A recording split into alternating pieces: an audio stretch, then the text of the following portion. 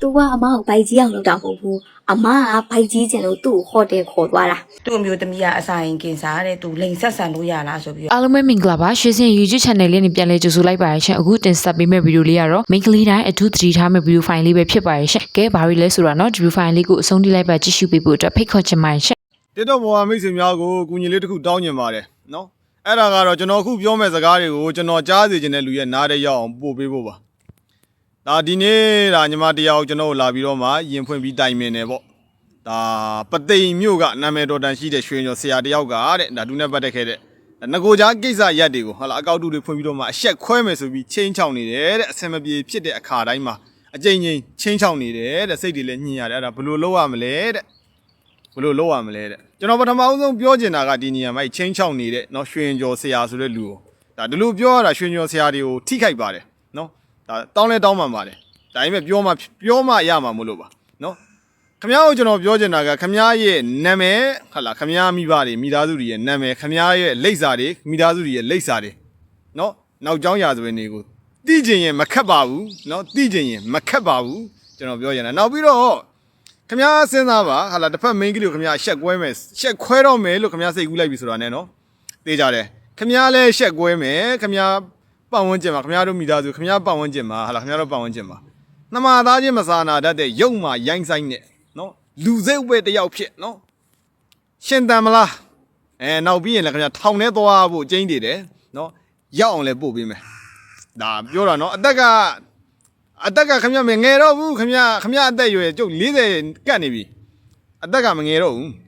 နော်အတိတရားရရွှေညော်ဆရာဆိုတဲ့ဂုံမုတ်ကြီးကင်ပြီးတော့မှခင်ဗျာမရှက်ဘူးလားကျွန်တော်ပြောချင်တာခင်ဗျာအကြောင်းရွှေညော်ဆရာကြီးသိခါကြတယ်နော်ရွှေညော်ဆရာကြီးသိခါကြတယ်ကျွန်တော်စဉ်းစားလို့မရတာဗျာယောက်ျားကြီးတန်ပဲရွှေညော်ဆရာလည်းခံယူထားသေးတယ်ငကိုကြားကိစ္စရအဆင်မပြေတမိသားအဆင်မပြေလို့ပြက်လဲဒါတွေကမေ့ပလိုက်ရမယ်ကိစ္စတွေဘာကိစ္စဒီနေရာတွေမှာဟလာဒီလိုမျိုးတွေအဆက်ခွဲမယ်ချင်းချောက်အကြက်ကင်တာတွေကအဲ့ဒါတွေကယောက်ျားကောင်းတွေလုပ်တဲ့လုပ်ရတယ်မဟုတ်ဘူးဗျနော်ယောက်ျားကောင်းတွေလုပ်တဲ့လုပ်ရတယ်မဟုတ်ဘူးမြန်မာနိုင်ငံမှာတော်တော်ဖြစ်နေတဲ့ကိစ္စတွေအဲ့ဒီအရာတွေကအဲ့ဒီအရာတွေကိုဥပဒေအကြောင်းအရာရလဲကြက်မတ်နဲ့တကယ်ကိုမှနော်ကြီးလေးတဲ့အပြစ်ဒဏ်ပေးကိုပေးတဲ့ကိစ္စရတယ်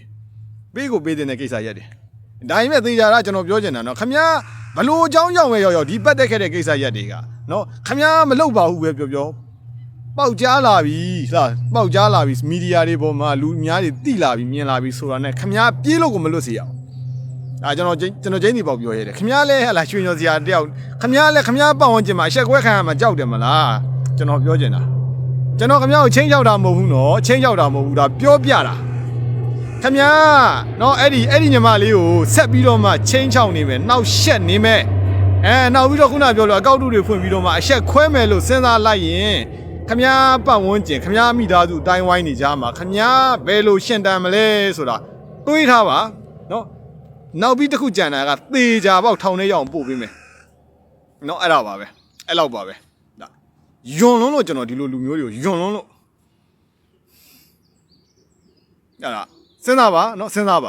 ါဒါခင်ဗျားကိုကျွန်တော်စဉ်းစားဖို့ချိန်ပေးတာစဉ်းစားဖို့ပြောတာနော်ခုနကျွန်တော်ပြောတယ်လို့ပဲမခက်ပါဘူးနော်နေရလိမ့်စာနာမည်ဒီကျွန်တော်ချပြလို့လည်းမခက်ပါဘူးလူသိအောင်လုပ်ဖို့လည်းမခက်ပါဘူးဒါကတော့ချစ်သူရီးစားထားတဲ့အချိန်မှာတော့ဒါမဖြစ်တဲ့နိုင်ဖြစ်မမားတဲ့နိုင်မှာเนาะပြီးရင်ပြတ်သွားတဲ့အချိန်ကကြမှာเนาะဒါမကောင်းတဲ့အကြောင်းတွေပြီးရင်ဗီဒီယိုတွေ line မော့တင်မဲ့မျိုးစုံเนาะဒါချိန်ချောက်ကြတာရှင့်ဒါတွေကို main ကလေးတွေเนาะဒါအထူး view site တင်နေရှင့်ကိုချစ်လို့မနေနိုင်လို့အတူတူနေပြီဆိုလို့ရှိရင်တော့မှာเนาะဒီလိုမျိုးဗီဒီယိုတွေတက်ပုံနေမရိုက်ခံဖို့လည်းပြောချင်ပါတယ်ရှင့်နောက်တစ် view file မှာဆိုလို့ရှိရင်လည်းဒါ main ကလေးတွေဒါအထူးသတိထားရမယ်ရှင့်အမျိုးသားတွေဘလောက်တောင်မှเนาะကြောက်ဖို့ကောင်းလဲဆိုတော့လည်းဒါဆက်ပြီးကြည့်လိုက်ကြရအောင်เนาะဟယ်လိုမော်နီမာရှင်သူကဒီမှာကိုကလည်းကင်ဆာကုသထားတဲ့သူတယောက်เนาะကင်ဆာကုသထားတဲ့သူတယောက်ဒီကင်ဆာမှာဖြစ်တဲ့အကြောင်းလေးတွေပြောပြပေးရဒီလိုမျိုးနဲ့ကင်ဆာသမားတွေကလည်းသိကြတယ်ပေါ့เนาะချို့ရဆိုလည်းမေးမြန်းကြတယ်ရာဒီမလာတာအစာမေးမြန်းကြတယ်เนาะတချို့ဆိုလည်းအမျိုးသမီးလေးတွေကဒီခလေးယူလို့ရလားလိန်ဆက်ဆန်လို့ရလားအဲ့လိုမျိုးကြီးမေးကြပါဘောเนาะအခုဒီမနက်ကတော့စောစောစီးစီးဈေးဥပေါက်ဖုန်းကတော့8နိုင်ကျော်ကြီးကိုမနက်အစောကြီးကိုဆက်တာအမျိုးသားတစ်ယောက်ပေါ့เนาะသူ့အမျိုးသမီးကအစာရင်ကင်စားတဲ့သူလိန်ဆက်ဆန်လို့ရလားဆိုပြီးတော့ဖုန်းဆက်မေးတာအဲ့တော့ဇူးကလည်းပြောလိုက်တယ်လေအခုအမျိုးသမီးခံနိုင်နေဆိုရင်လုံးလို့ပြောလိုက်တယ် ဒီအမကတော့သူ့ရဲ့ဘဝတော့မတွေ့ရစရာပဲဘာဖြစ်လို့လဲဆိုတော့တိုးကျိုးပြက်နဲ့တွေ့တော့မှာချီးပါထွက်မယ်ဟုတ်တယ်လူတယောက်ကိုဖုန်းဆက်ပြီးမေးမြန်းမယ်ပါဆိုအချိန်လေးပါလေးလည်းကြည့်ပါအောင်လားနော်ပြီးတော့ဒီဥစ္စာတွေဆိုတာကလည်းဒါရှက်စရာကိစ္စတော့မရှိဘူးဒါအိမ်အောင်တဲ့ဒီမှာဒီလိုကိစ္စရှိရင်ဆိုတာတည်ရဥမာတနည်းအဖြစ်ကအမျိုးသမီးကဖုန်းဆက်ပြီးတော့နော်ဟိုညီမလေးဟိုဒီလိုမျိုးဆက်ဆံလို့ရလားဘာလားမေးရင်စုလက်ခံနိုင်သေးရဲ့အခုဒါယောက်ျားတယောက်ကဆက်ပြီးတော့မေးတာကွာပရမဇူကပြောတည်ရဲ့ဟိုကင်ဆာဆေးသွင်းထားတယ်တဲ့ကင်ဆာဆေးသွင်းထားပြီးပေါ့ဆိုတော့ဟိုသဘောတရားကကွာ तू ဘလို့မျိုးနဲ့ဟိုဟာဖြစ်တာ तू မနေနိုင်မထိုင်နိုင်ဖြစ်လို့ तू ဆက်ပြီးတော့ဇူးကိုမေးတာလား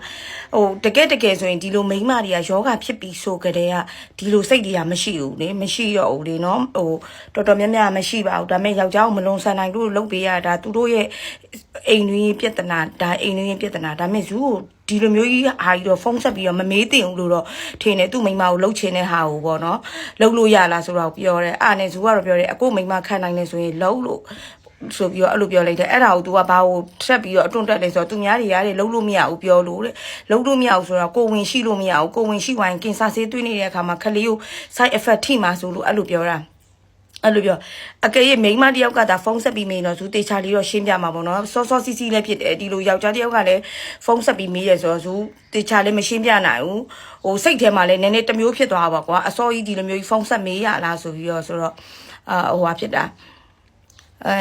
ဒီလိုမျိုးတွေဖုန်းနံပါတ်တွေတင်ထားတယ်ဆိုတာကလည်းဇူကင်ဆာနဲ့ပတ်သက်တဲ့ဟာတွေပြီးတော့ဟိုစေကူတာဖို့ဘယ်လိုမျိုးလေးတွေဟာလေးတွေမေးမြန်းတဲ့ဟာကိုဖြေပေးတာဒီဟာကတော့မနေနိုင်မထိုင်နိုင်ဖြစ်တဲ့သူတွေရှိတယ်ဆိုရင်တော့သူတို့ကသူတို့ဖြေရှင်းနေနော်သဘောတရားတော့ဇူကိုဖုန်းဆက်ပြီးတော့ဒါကြီးဒီလိုတော့မမေးမြန်းတင်ဘူးလို့တော့ထင်တယ်ဒီအခုသူ့ရဲ့အမျိုးသမီးကိုတော့ကိုတနာတယ်တိလားသူ့ရဲ့အမျိုးသမီးတော့တေပြီးဟိုမှာ6ချိန်မြောက်လောက်စောင့်လာတာအခု6ချိန်မြောက်ပြီးသွားပြီဆိုတော့မှနဲ့တိုးချိုးပြက်နေတွင်သူ့အမျိုးသမီးတော့တေမှာပဲအဖချီစိတ်မှာထွက်လိမ့်မယ်သူ့အမျိုးသမီးတော့